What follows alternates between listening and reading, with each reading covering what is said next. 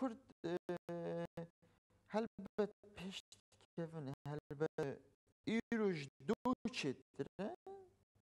لي أم هيفيت كن كو أم في مسألة فان قناخن زود باس بنشبكو أم قالك تشتغل تي باش معنا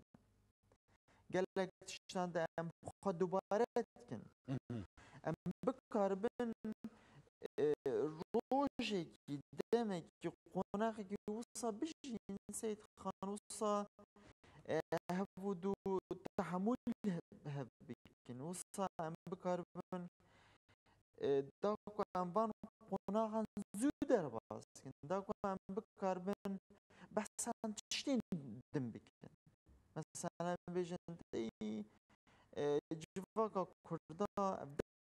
بس ولا بارزيد كن بيس على بس سبك يعني مثلا بيوك كليشة هيجا كرد هنكذا ولا بارزي هبود نقاش كن حيران هركز جواك هبود ولا بارزة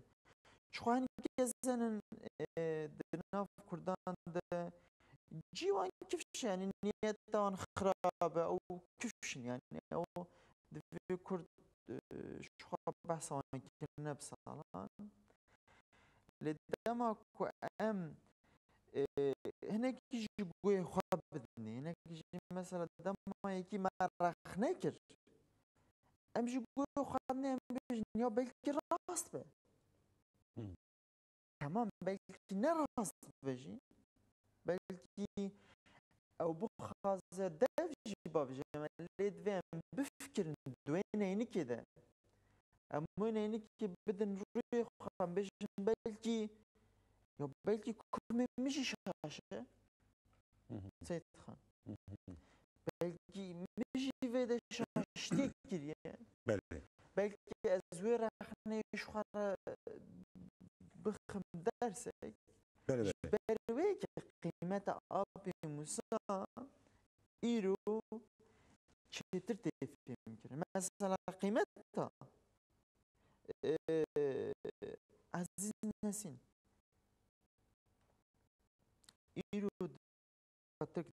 هر شخص كوجفا كترك بخوا خواص بخوي بشوتين دو أوتلا سيوا سيد والزندان عنده وشروكه يتعيدوا في الدرجة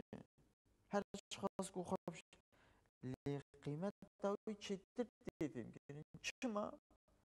جفاك خالي سنة جفاك تشزانا تشي جفاك تشزانا ويتشاتش ويتشاتش نبا عزنا سيجيتي د سالن حشتين ده مثلا برزقريكا كرد دوي مذاكر بو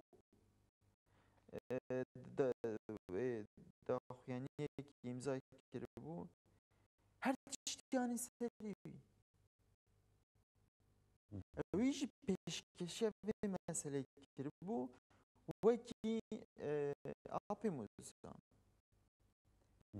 لتينا قال لك كاستن أبي موسى تخند في أنا جوان برسم قالوا بني تحمل رخنين أبي موسى ذكرن هل بد أبي موسى أو شخصية دي كرد بو أو جي فكري إنه يهابون أو جي دفهم مثلا هندش درباس بيشتكو ياك مر دفي تيخ القيمات دربان نشتا لوقتكو كزنديب المعرفة مسألة بزام قيمة دفي بزام